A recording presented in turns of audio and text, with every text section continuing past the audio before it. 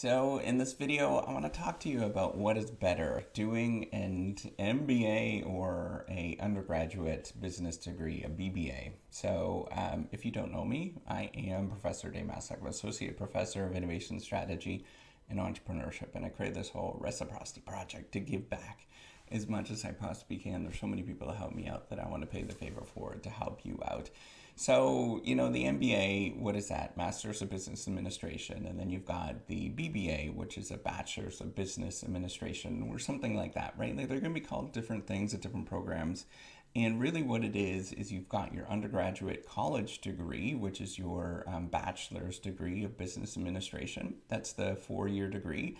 And then you have an MBA degree after that.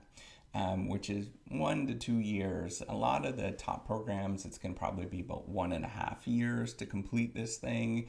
I think it's, 18 months or something along those lines. But, generally somewhere along those lines where it's 1 to 2 years to complete this particular thing. Now, what one is actually better? And this is a little bit more trickier than you think it is because they're actually targeting different people in different parts of their career, right? So what do I mean by that? So if you are doing a BBA, it's likely you're going to be 19 years old and you're just looking for a foundation to understand something, to understand the business career or business or different aspects of it. And so you're going to get a smattering of different things. And depending on what program you get to, there's like sort of different rigor levels that you're going to get. But an MBA is going to be much more targeted towards somebody that is already got some experience, that they understand, the business world. And they don't necessarily, actually, lots of them don't have an undergraduate in business. And what they do is they come together and they talk about the different aspects of the thing that where they work. This is a really typical business model or business school model. It comes out of the Harvard Business School, but it's replicated across the world at different schools. Most of the top business schools will do this, where you might have 3 to 4 years, maybe it's a year of business experience, and you come together and you have conversations about real business experiences that you actually have. Rather than in the undergraduate, you're kind of getting to the point where you are entering the business career. And so the jobs that you actually get are likely going to be a lot different by the time you actually get out. I'm going to talk about that in 1 second. But, what you're getting is a totally different set of people. When in your undergraduate, it's going to be a lot wider diversity in terms of who's going to go and be interested. In an MBA, it's usually people that are highly motivated to move up in the career.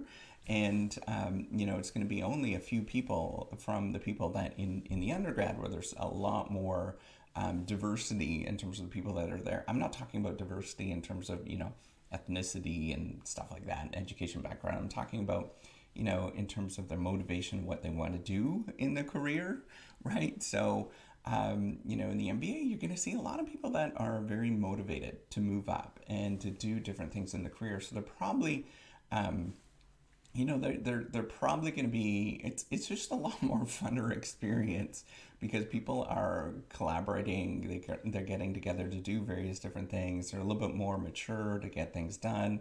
And so it's just a little bit more of a fun experience versus that, where you're pulling together to get people to do things in the undergraduate experience. But, it's not to say that there's not great experiences that you have in the undergrad. It's just a different experience that you're going to get. And so in the undergrad, so I teach both. I've taught both, and I've taught, PhDs and stuff like that. So, it's a whole smattering of things. But, in the undergrad, you do see it's just a different culture because you do have those people that are trying, but you also have the people that are not trying as hard. They're trying, but they're not trying as hard. And so there's less of the sort of cultural aspect of it. When you're doing a MBA, it's still party, but there's still party aspects to it. You could do really fun things, but there's also a heck of a lot more work, and people are enjoying the work. And they kind of get that a little bit more than the undergrad, where people don't necessarily enjoy the work as much.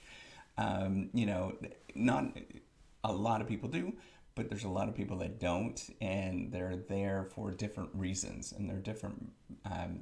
That's the biggest thing, is they're there for different reasons to do things, and so the MBA tends to have people that coalesce a little bit more. So because of all of these different things, and you're at different levels of maturity and different, what you want to do in the career, they have different career outcomes in terms of what you can do with that, right? So the undergrad, a lot of people will get entry level positions, and then they go and, they get 3 or 4 years experience. And then a lot of people actually do go on to get an MBA after it. Or, maybe it's they're engineers or whatever. They have different backgrounds, and then they go do an MBA because they want to move up in their career.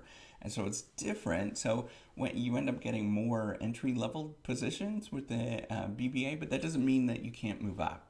And it doesn't mean that, if you're a stellar person, that you're not going to accelerate very quickly.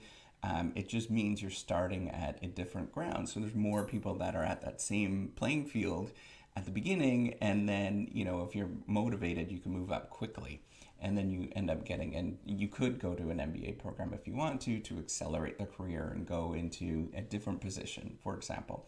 And that is really typical. So, because of that, the salaries are different. There might be across the board anywhere from, $10,000 to $50,000 difference between where, the difference with getting the career and versus not, or getting that degree and versus not getting it, in terms of the BBA versus the MBA. But that's what you have to look at. What you really want is not necessarily, is one of these better than the other? Is the MBA better than the BBA? But what you really want is a program that is rigorous and that people are going to try, and that it is the right fit for you culturally to get things done in terms of where you want to go. And looking at, an important one is actually the location of where you want to end up, right? So if you do a college degree in Boston, highly likely you're going to stay in Boston. If you do a college degree in, where I am in Florida, highly likely you're going to stay in Florida. It's just the way that sort of, jobs are, that's what the sort of people hire from, right? So it doesn't mean you can't go to different places. It just means you're more likely to stay in the different states or the different areas that you do the schooling that you're in. So I'm Canadian, and I did all my schooling in Canada. So, all of those folks would stay in Canada, even though that there's this like imaginary border that we have between Canada and the United States, right? So that's what happens, is that people stay in that area. And so you have to think about that in terms of what you want to do and where you want to go. So if you want to get into a certain industry, you want to get into software, then it would make a heck of a lot of sense to go out to California, or, if you're in Canada, doing some sort of school around British Columbia, or in Ontario, and all of those places would get you into a certain industry that you're looking for, the software industry, for example. So think about those in terms of where you want to end up and where you want to go. That's going to be really important in terms of your career as well. So if you like this video, give me a thumbs up, do subscribe to the YouTube channel. Take care and have a wonderful day. Bye.